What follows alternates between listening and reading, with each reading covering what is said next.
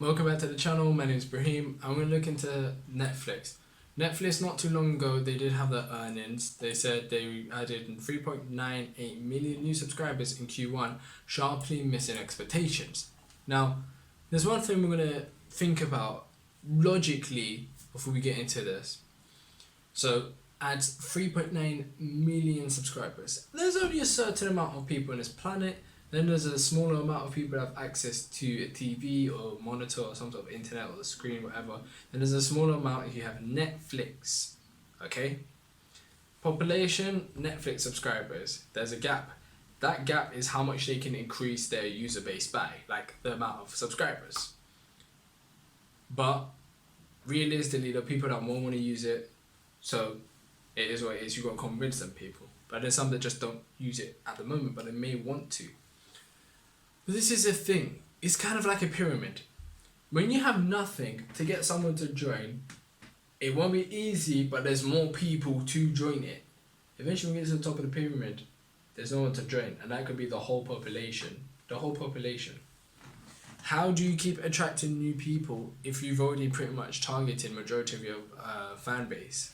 Like, I don't understand. Like, 3.98 million is a lot of people, a lot of new people paying monthly fees of £7 or £12 or $20 or whatever the price is in whatever country.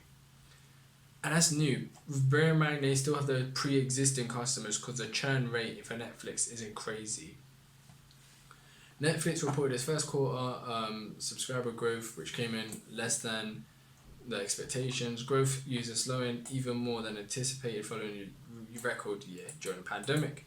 Now, that is kind of true. It was a pandemic. People stayed home. They watched TV. But it doesn't make sense. Example, let's say there's 100 million people on the planet. Netflix has 50 mil. And the previous year, they gained 5 mil. To go from 45 mil to 50 mil, okay, fine. That's like a 10%, over 10% growth. Amazing. But to go from 50 mil to 55 mil, that's bang on 10%. And then from 55 mil to 60 mil, that's less than 10%. It's still the same number, it's increasing by, but the percentage is different and just gets less and less. Now, for that percentage to get more and more, that's not going to happen. They would need to get a crazy amount. But the thing is, you've already targeted most of the people. So it's like, how many more new people can you really get for your service? Q1 revenues, 7.16 billion versus 7.14 billion. So it's about 20 mil off. And expected 5.77 billion year on year. Q1 earnings per share 3.75 versus 298, expected 1.57 year on year. Q1 net paid subscriber additions 3.98 million versus the 2.69 million expected versus a 15.77 million year on year. Now, year on year, that's different because you have some months that are good, some months that are bad. It'll counteract each other, like a balance.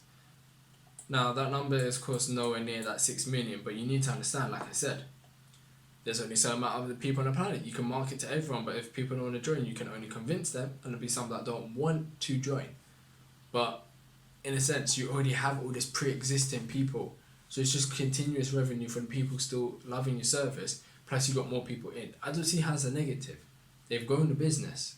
Yeah, not by the numbers you wanted, but it's still growing, and the pre-existing customers still keep paying. So I don't understand why the stock dropped 10% the following days after this earnings call. Now, this article is just going to talk about how many users it has, and look at this. Weekly global paid net ads year to date, and you can see March is like their best year to about May. We're not in May yet, so yeah, interesting to find out these numbers when it comes out. Now, let me go to the stock. We're going to look at a 6-month chart, and you can see they did the earnings, I think it's the 19th or 20th, and boom, just went down, literally down. It was down 10% in the day.